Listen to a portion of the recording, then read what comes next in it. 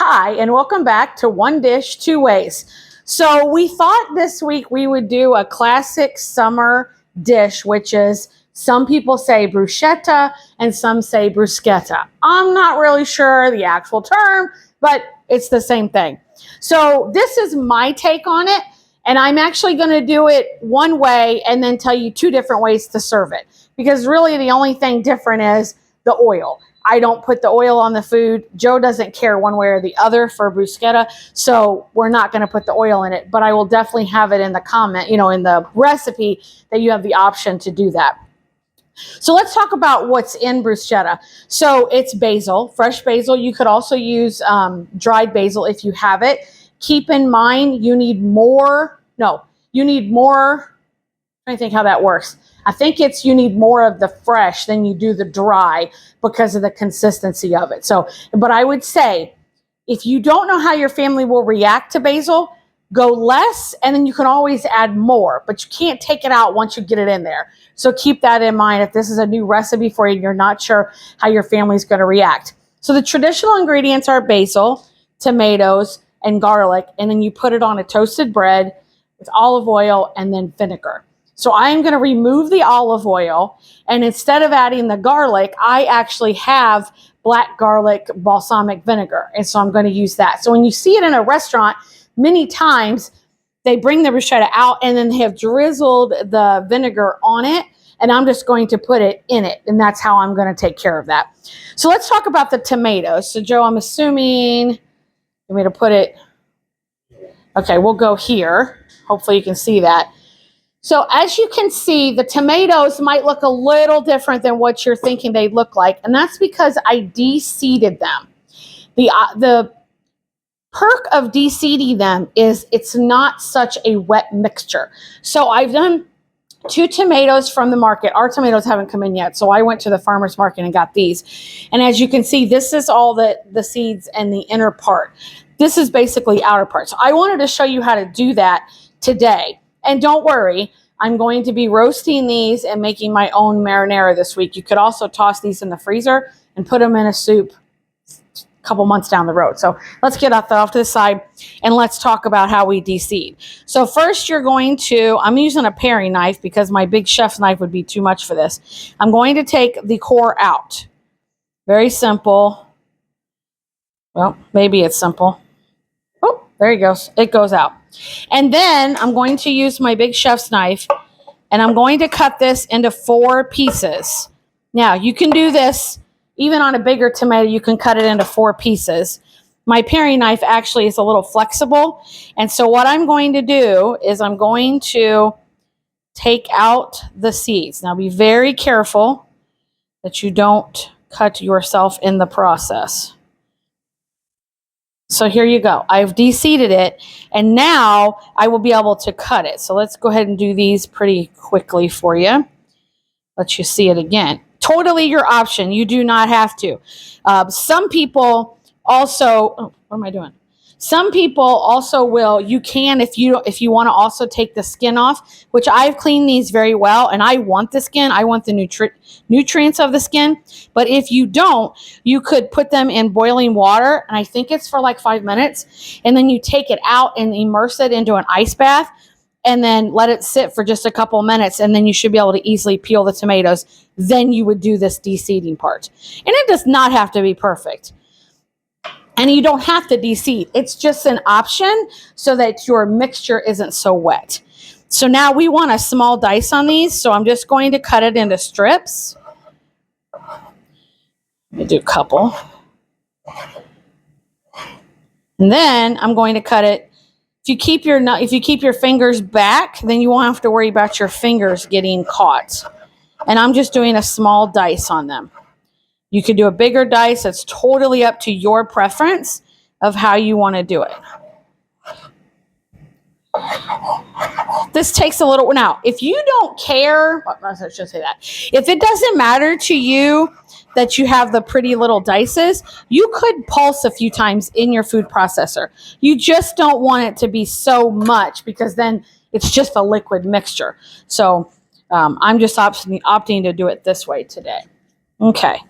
Now, I like to put red onion in mine. Not a lot, but I have some, so I'm going to put that in. So so this was the half of it, and I don't know if I want all of this, but I also did this in a small dice. I'm going to put about that much in and then see. Now let's talk about your basil. So I've got this from our garden, washed it, and you can get it from the store or the farmer's market. What you're going to do is you're going to stack the basil leaves on top of each other. This is super important. And then you're going to roll them just like that. It doesn't have to be perfect, but when you roll it, then when you cut it, it's called a chiffonade. And I cut it very thin. And you'll see when I get done that it looks super pretty and it's not such big honks. There you go. So then you just, with your hands, kind of spread those apart. Just like that. And it's that simple. Okay, so now I'm just going to take my spoon and mix all this up together. Bruschetta is such a simple, classic summer dish. So good. Okay, now I'm going to add a little bit of the balsamic, just a drizzle or so. I don't want too much. It's probably a teaspoon's worth. I'm just going to mix it around. So as you can see, it's not a super wet liquid. And the reason for that is if you are serving this at a party, once you put it on the bread, if it's super wet, then your bread's no longer toasted. So with this way, now if you're taking this to an event and you're going to transport it, I would put this in the bowl in the middle and put your toast around it. If you're serving at your house and as your guests come in, you could put the mixture on, then you're good to go. And then I have another option once I get the bread out. So let's talk about the bread. So when I went to the market yesterday, we have a couple bakeries that show up at the market. You know, traditionally it's more like a baguette. Oh, perfect. Thank you. Put it right there. Traditionally, it's more like a baguette, but every single one of those baguettes were hard. And I told Joe, I said, by the time I cut them and then toast them, we'd barely be able to eat them. So I opted to get this whole wheat bread, and it's got these pumpkin seeds and sunflower seeds, and it is dense, but it's not hard. It's a rock. And that's because I want it to be toasty. So I've cut it, and then I cut it this way, and then I cut it in half. And now we have crispy, but we don't have, like, you can't even chew it, and that's not what we want. So let's go ahead and put these on the plate so Joe and I can give it a try. And then I'll tell you about the other way that I have a couple ideas for you. Whew, bread's still hot. I air fried the bread just because my air fryer is literally right there. You can toast it too, whichever one you want. Those seeds are hot. Okay, do you want to come in and try, or you want me to talk about the other stuff first? Okay. Let's talk about other stuff before we try. So if you've got to the bruschetta and it's a couple days old and maybe your bread is now super, too hard, what you can do is cut the bread into small cubes, stick it inside of your bruschetta mix and let it sit. It's kind of like a panzanella. And so you'll get all the flavors of the bruschetta, but your bread will be easier for you to chew. It will soak up what little bit of liquid is in this bruschetta. Another thing to do is make a pasta salad out of it. So whatever whole grain cooked pasta you have, then take your extra, your bruschetta mix.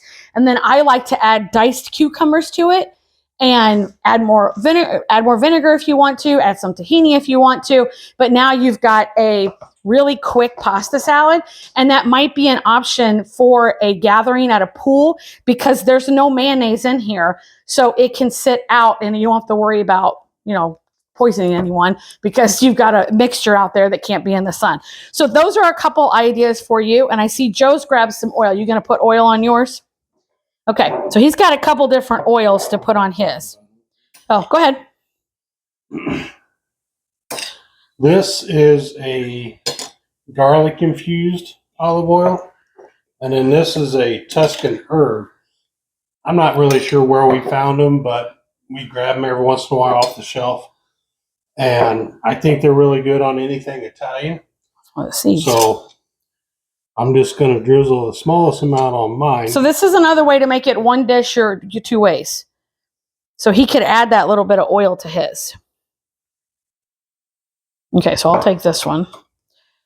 Oh, I cannot wait to eat this.